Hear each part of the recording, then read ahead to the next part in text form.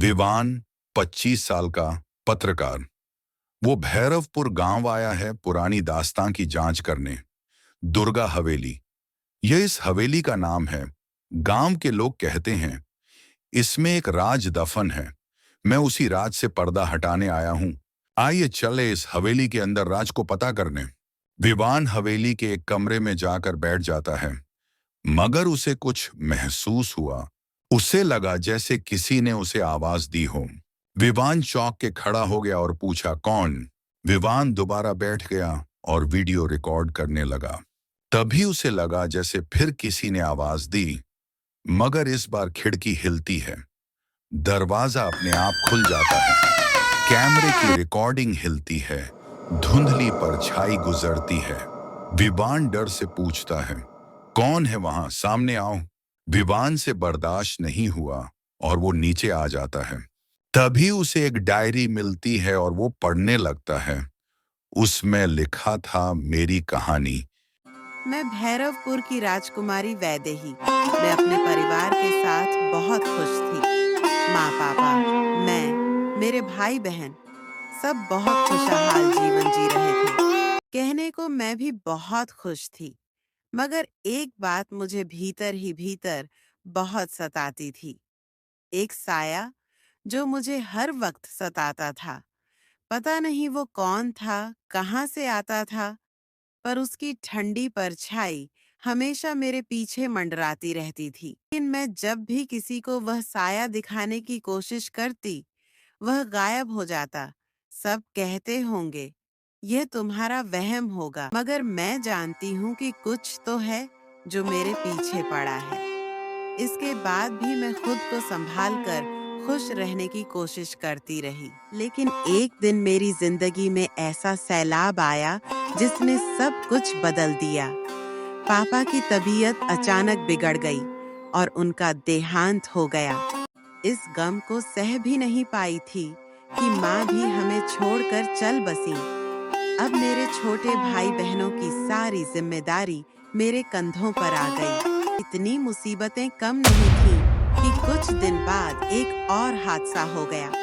पाठशाला से लौटते वक्त मेरे भाई बहनों की तांगा गहरी खाई में गिर गई और उस हादसे में दोनों का भी देहांत हो गया। न जाने मेरी जिंदगी में कैसा तूफान आ गया जिसने मेरा हंसता खेलता परिवार उजाड़ कर रख दिया। मेरे परिवार के बिछड़ जाने के बाद मैं बिल्कुल अकेली रह गई। उस वीरान हवेली के बड़े बड़े कमरों में अब सिर्फ मेरी परछाई और वो साया मेरे साथ था। रात को जब भी मैं सोने की कोशिश करती, दरवाजे पर धीमी धीमी दस्तक सुनाई देती। वो परछाई अब मुझे हर जगह सताने लगी। कोई तो मुझे बचा लो, बचा लो, मुझे कोई मेरी मदद करो, यह मुझे नहीं छोड़ेगी, नहीं छोड़ेगी यह मुझे, मार डालेगी यह मुझे। डायरी पढ़कर विवान की आंखों में आंसू आ जाते हैं। वह सोचने लगता है, क्या किसी के साथ इतना बुरा भी हो सकता है? यह तो सिर्फ आधी कहानी है। क्या हुआ राजकुमारी वैदेही के साथ? कौन उन्हें सताता था? आखिर उनके साथ क्या घटा? विवान ठान लेता है कि उसे यह सब पता करना ही होगा और फिर वह वहां से वापस आ जाता है। विवान बैठकर सोचने लगता है, आगे की कहानी किससे जानूं? कौन है जो सच जानता होगा? क्या गांव का कोई बुजुर्ग, या फिर वही पुरानी हवेली के रहस्यमयी दरवाजे जिनके पीछे राजकुमारी वैदेही की अधूरी दास्तान छुपी है? उसके मन में बार बार एक ही सवाल गूंजता है, आखिर वो छुपा साया कौन है? अगले दिन विवान गांव के एक बुजुर्ग मोहनलाल से मिला और अपने बारे में बताते हुए बोला, काका, मैं विवान हूं। मैं यहाँ दुर्गा हवेली के बारे में पता करने आया हूं। कुछ लोगों ने बताया कि आपको उस हवेली के बारे में जानकारी है। काका, मैं आपसे विनती करता हूं, कृपया मुझे उस हवेली के बारे में बताइए। बेटा विवान, वो हवेली कोई साधारण जगह नहीं है। उसके नाम से ही लोग सिहर उठते हैं। वहां कई ऐसी बातें छिपी हैं जिन्हें गांव वाले आज भी जुबान पर लाना पसंद नहीं करते। बेटा विवान, ये बात आज से करीब 40 साल पहले की है। उस वक्त मैं सिर्फ 15 साल का था। मैं उसी दुर्गा हवेली में काम किया करता था। सब कुछ बहुत अच्छा चल रहा था। हवेली में चहल पहल रहती थी, मेहमान आते जाते थे, रौनक बिखरी रहती थी। लेकिन न जाने कौन सा सैलाब आया उस हवेली में, ऐसा सैलाब जिसने सब कुछ निगल लिया। लोग कहते हैं कि वो पानी का नहीं बल्कि मौत का सैलाब था, जिसने हवेली के हर शख्स को समेट लिया और उसके बाद वहां सिर्फ सन्नाटा रह गया। मोहनलाल की आंखें भर आईं, जैसे वो मंजर आज भी उनकी यादों में। काका, मैं राजकुमारी वैदेही को उस छुपे साए से मुक्ति दिलाना चाहता हूं। क्या आपको उसके बारे में कुछ पता है? आखिर वो कौन था और सिर्फ राजकुमारी वैदेही को ही क्यों सताता था? क्यों वो उसके पीछे पड़ा रहा? मोहनलाल का चेहरा अचानक पीला पड़ गया। उनकी आंखों में डर की लकीरें साफ झलकने लगीं। उन्होंने चारों ओर देखा, जैसे कोई सुन न रहा हो।